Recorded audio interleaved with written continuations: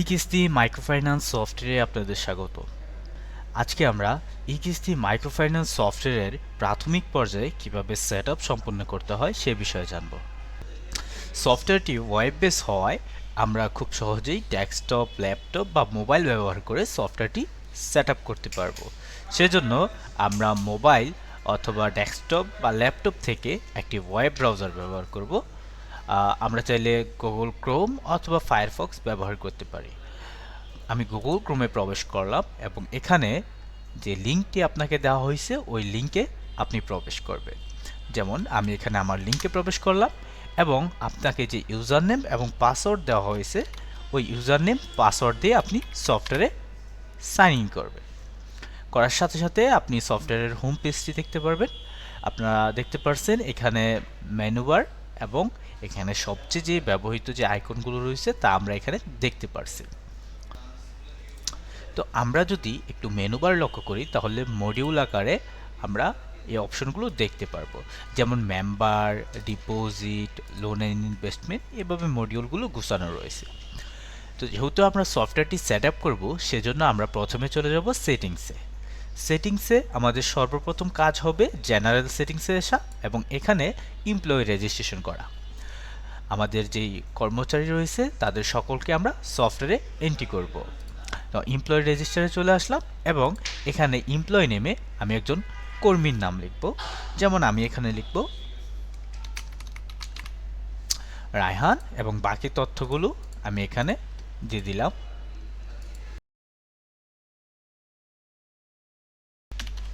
Example আমি একটি নাম্বারও দিয়ে দিলাম। এভাবে সকল তথ্য পূরণ করার পর আমরা ক্রিয়েট নিউ এমপ্লয়ের মাধ্যমে রেজিস্ট্রেশন সম্পূর্ণ করব। এভাবে আমরা একে একে সকল কর্মচারী তথ্য সফটওয়্যারে এন্ট্রি করব। এন্ট্রি করার পরবর্তীতে যদি কোনো তথ্য সংশোধন করার প্রয়োজন হয় সেক্ষেত্রে আমরা সার্চ এমপ্লয়িতে ক্লিক করব এবং নিচে সকল কর্মচারীর তালিকা আমরা এখানে দেখতে পারবো। আমরা বাম পাশের অ্যারো বাটনে ক্লিক করব এবং এডিটের মাধ্যমে আমরা যে কোনো তথ্য সংশোধন করে সাবমিটের মাধ্যমে তা সম্পন্ন করতে পারি। এই ছিল আমাদের প্রথম স্টেপের কাজ। এখন আমরা দ্বিতীয় পর্যায়ের কাজ করব। সেজন্য আমরা আবার চলে যাব সেটিংসে এবং এখানে সমিতি সেটিংস থেকে আমরা নিউ সমিতি ওপেনিংয়ে প্রবেশ করে আমাদের যে সমিতিগুলো রয়েছে তা তৈরি করব। তো প্রথমে আমরা সমিতি নেমে আমরা একটা সমিতির নাম দিলাম গোলাপ এবং এখানে অ্যাড্রেস এবং বাকি ইনফরমেশনগুলো যেমন ফিল্ড অফিসার, দায়িত্বরত ফিল্ড অফিসারকে সিলেক্ট করব, ফোন নাম্বার এবং যদি সমিতি ডেতে যদি আমরা চলে আসি সেক্ষেত্রে এখানে যদি সাপ্তাহিক সমিতি হয় সেক্ষেত্রে আমরা এখান থেকে নির্দিষ্ট বার সিলেক্ট করে সাবমিট করলে এটা সাপ্তাহিক সমিতি হয়ে যাবে। যদি মাসিক এবং দৈনিক হয় সেক্ষেত্রে কোনো বার সিলেক্ট করার প্রয়োজন নেই। সেক্ষেত্রে আমরা এখন ক্রিয়েট সমিতির মাধ্যমে সমিতি তৈরি সম্পন্ন করলাম। এভাবে আমরা একে একে সকল সমিতি তৈরি সম্পন্ন করতে পারবো এবং সার্চের মাধ্যমে সেই সমিতির লিস্ট দেখতে পারবো। সমিতি তৈরি করা সম্পন্ন হয়ে গেলে আমরা এখন আমাদের তৃতীয় পর্যায়ে পুরাতন যে সদস্য রয়েছে, পূর্বে যে সকল সদস্যের তথ্যগুলো রয়েছে সে তথ্য দ্বারা আমরা সদস্যকে সফটওয়্যার এন্ট্রি করব। সেজন্য আমরা আবার চলে যাব সেটিংসে আমরা দেখতে পারবো ডাটা আপলোড অ্যান্ড মাইগ্রেশন নামে একটি কলাম রয়েছে যেখানে আমরা দেখতে পারবো মেম্বার মাইগ্রেশন এবং ব্যালেন্স মাইগ্রেশন। প্রথমে আমরা মেম্বার মাইগ্রেশন করব।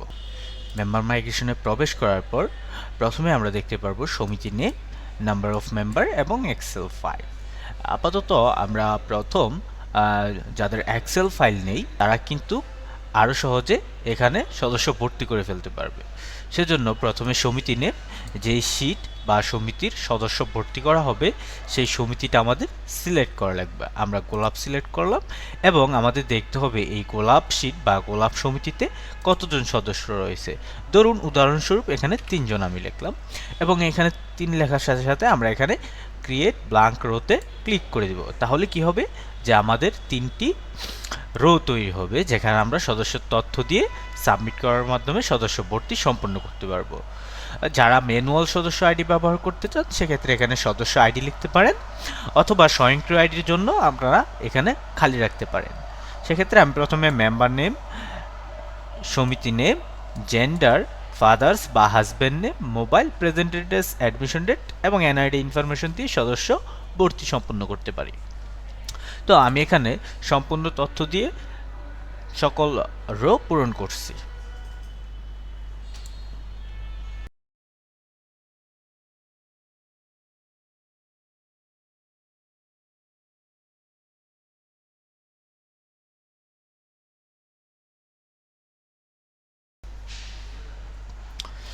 সকল তথ্য দ্বারা প্রত্যেকটি রো ফিল আপ করা সম্পূর্ণ হয়ে গেলে আমরা কিন্তু সাবমিট মাইগ্রেশনের বাটনে ক্লিক করলে সদস্য ভর্তি সম্পূর্ণ হয়ে যাবে। আমরা যদি একটু আবার দেখি যে আমরা মেম্বার নেম থেকে শুরু করে প্রেজেন্ট অ্যাড্রেস এবং অ্যাডমিশন ডেট সকল তথ্যগুলো দ্বারা পূরণ করেছি। এখানে আমরা এনআইডি নম্বরটি ব্যবহার করিনি, এটা আমাদের ম্যান্ডেটরি না, আপনারা চাইলে এখানে ব্যবহার করতে পারেন, নাও করতে পারেন। তথ্য দ্বারা ফিল আপ সম্পন্ন হয়ে গেলে আমরা এখন সাবমিট মাইগ্রেশনে ক্লিক করার মাধ্যমে সকল ভর্তিগুলো কমপ্লিট হয়ে যাব। আমরা দেখতে পারছি যে মেম্বার মাইগ্রেশন সাকসেসফুল হয়েছে, এর মানে 3 জন সদস্যই আমাদের সফটওয়্যারে একই সাথে এন্ট্রি করা সম্পূর্ণ হয়েছে। আমরা যদি একটু দেখি তাদের, তাহলে আমরা চলে যাব আবার মেম্বারে, মেম্বার লিস্ট থেকে আমরা কিন্তু তাদের তালিকাটা দেখতে পারি। সার্চ দিলাম এবং এখানে কিন্তু আমি যে 3 জন সদস্য ভর্তি করেছি তাদের তথ্যগুলো চলে এসেছে। এই তো হলো আমাদের মেম্বার মাইগ্রেশনের কাজ। এখন আমরা দেখব কিভাবে সদস্যের ব্যালেন্স সফটওয়্যারে এন্ট্রি করতে হয়। সেজন্য আমরা চলে যাব আবার সেটিংসে আমরা নিচে দেখতে পারবো ব্যালেন্স মাইগ্রেশন নামে একটা অপশন রয়েছে, সেখানে আমরা প্রবেশ করব। তো আমরা ব্যালেন্স মাইগ্রেশন স্ক্রিনে চলে আসলাম। এখানে আমরা দেখতে পারছি সমিতি name, transaction date, add member or excel file. তো এখানে আমরা প্রথমে যেটা করব যে আমরা যে সমিতির বা যে শীটের সদস্যের ব্যালেন্সগুলো এন্ট্রি করব, বা আমরা ধরতে পারি যে আমরা যে শীটের সদস্য তথ্য সফটওয়্যারে এন্ট্রি করেছি ওই সকল সদস্যের ব্যালেন্স এখন আমরা সফটওয়্যারে এন্ট্রি করব। যেহেতু আমরা গোলাপ সমিতির সদস্যগুলো সফটওয়্যারে এন্ট্রি করেছিলাম, এখন আমরা তাদের ব্যালেন্সই সফটওয়্যারে এন্ট্রি করব।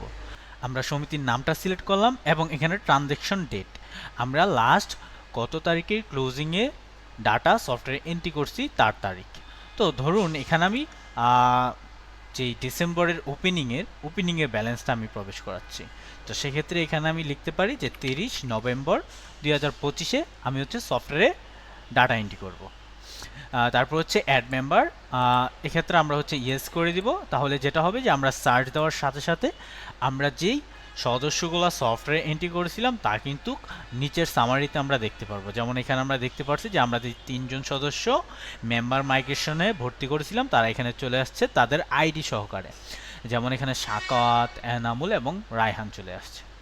তো প্রথমে হচ্ছে লোন অ্যাকাউন্ট টাইপ, আমরা যে লোনটা বিতরণ করছি সেটা কি ধরনের লোন, ওইখান থেকে আমরা ওই টাইপটা সিলেক্ট করব। তো এগুলো সবগুলোই ছিল আমাদের জেনারেল লোন, আমরা জেনারেল লোন টাইপটা সিলেক্ট করে দিলাম প্রত্যেকটার ক্ষেত্রেই।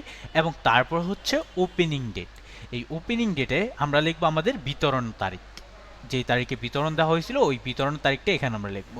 ধরুন আমি এখানে তারিখটা এক্সাম্পল স্বরূপ দিয়ে দিচ্ছি 1 জানুয়ারি 2025। তারপরে রয়েছে নাম্বার অফ ইনস্টলমেন্ট, মানে একক কিস্তির সংখ্যা কত ছিল তার পরিমাণ। তো এটা হচ্ছে ধরুন আমার সাপ্তাহিক ছিল, সাপ্তাহিক আমি 46 কিস্তিতে বিতরণ দিয়েছিলাম। এবং ইনস্টলমেন্ট ফ্রিকোয়েন্সি, হ্যাঁ এটা হচ্ছে মূলত যদি দৈনিক হয়, দৈনিক ডেইলি, সেক্ষেত্রে হচ্ছে আবার আমরা উইকলি এবং মান্থলি সিলেক্ট করতে পারি। তো এখানে আমরা উইকলি লোনটা দিয়েছিলাম, উইকলি সিলেক্ট করব। এবং ইনস্টলমেন্ট অ্যামাউন্ট মানে একক কিস্তির পরিমাণ কত ওইটা আমরা এখানে লিখব। তো সেক্ষেত্রে আমার এখানে একক কিস্তির পরিমাণ হচ্ছে 500 টাকা। তারপর হচ্ছে ইনস্টলমেন্ট ফ্রম ডেট, এটা পূরণ করার দরকার নেই, এটা আমরা বাদ দিতে পারি। তারপর হচ্ছে লোন অ্যামাউন্ট, হ্যাঁ এখানে আমরা লোন অ্যামাউন্ট লিখব। তো সেক্ষেত্রে আমি এখানে 20,000 টাকা লোন বিতরণ করেছিলাম, তো এটা লিখে দিলাম। তারপর হচ্ছে প্রফিট রেট, হ্যাঁ প্রফিট রেট এখানে আমি 15% দিয়ে দিলাম। এবং এখানে আমার টোটাল কিন্তু ক্যালকুলেশন হয়ে চলে আসছে যে আমার টোটাল রিপেমেন্ট অ্যামাউন্ট কত, মানে 20,000-এর উপরে 15% প্রফিট যুক্ত হয়ে আমার 23,000 টাকা রিপেমেন্ট অ্যামাউন্ট হয়েছে।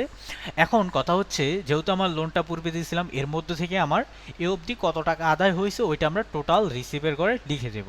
ধরুন 23,000-এর মধ্যে আমার 10,000 টাকা অলরেডি আদায় হয়ে গেছে আজকের তারিখ পর্যন্ত, বা আমার হচ্ছে নভেম্বর ক্লোজিংয়ে পর্যন্ত তার 10,000 টাকা আদায় হয়েছিল। এবং এখানে আমরা ডিউ অ্যামাউন্টটা দেখতে পারবো যে 13,000 টাকা আরও অবশিষ্ট রয়েছে।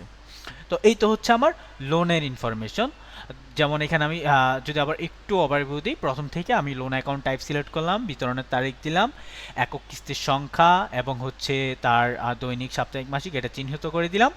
একই সাথে কিস্তির পরিমাণ, বিতরণের পরিমাণ যেটা হচ্ছে মূল টাকা, এবং পরবর্তী হচ্ছে আমরা সার্ভিস চার্জের হারটা যুক্ত করে টোটাল রিপেমেন্ট পেলাম, এবং এখানে আমরা মোট আদায়ের পরিমাণটা লিখে দিলাম। ক্লোজিং পর্যন্ত আমার এই যে তারিখ আছে ওই তারিখের ক্লোজিং পর্যন্ত তার যে আদায়টা হয়েছে ওটা লিখে দিলাম। এখন আমরা যদি সেভিংসে যাই তাহলে এখানে আমাদের জেনারেল সেভিংস, যেটা জেনারেল সেভিংস এবং সিকিউরিটি সেভিংস, এই দুইটা চাইলে আমরা ওই নভেম্বরের ক্লোজিং পর্যন্ত তার যে সেভিংস ব্যালেন্স ছিল ওইটা আমরা তুলে দিতে পারি। ধরুন এখানে আমি দিলাম ৩,০০০ টাকা, আর তার এখানে ছিল ২,০০০ টাকা, এক্সাম্পল স্বরূপ আমি দিয়ে দিলাম। তো এই হচ্ছে আমার যে একটা লোন গেল। এখন ধরুন এক্সাম্পল স্বরূপ আপনার এনামূলে লোন নেই, তার শুধু সঞ্চয় আছে, সেক্ষেত্রে আপনারা কি করবেন? তো সেক্ষেত্রে হচ্ছে আপনার এখানে কোনো ইনফরমেশনই দেওয়া লাগবে না, জাস্ট আপনারা যেটা করবেন যে আপনারা সেভিংসের তার ব্যালেন্সটা এখানে লিখে দিবেন। ধরুন এখানে তার সেভিংস ব্যালেন্স ছিল ১,০০০ এবং হচ্ছে সিকিউরিটি সেভিংস ছিল ১,০০০ টাকা, তো লিখে দিলাম। এবং ধরুন এখানে রায়হান তার সঞ্চয় ব্যালেন্স ছিল জাস্ট ১,০০০ টাকা, তার কোনো লোন ছিল না এবং তার সিকিউরিটি সেভিংস 0। তো এখানে আমরা লিখে দিলাম, এভাবে আমরা ফিল আপ করলাম। যেটা আমরা করলাম যে আমরা একটা লোন বিতরণ করলাম এবং বাকি যে দুইজন সদস্য তাদের শুধু সেভিংস ব্যালেন্স তুললাম। আপনারা চাইলে যে সম্পূর্ণটাই ফিল আপ করতে পারেন।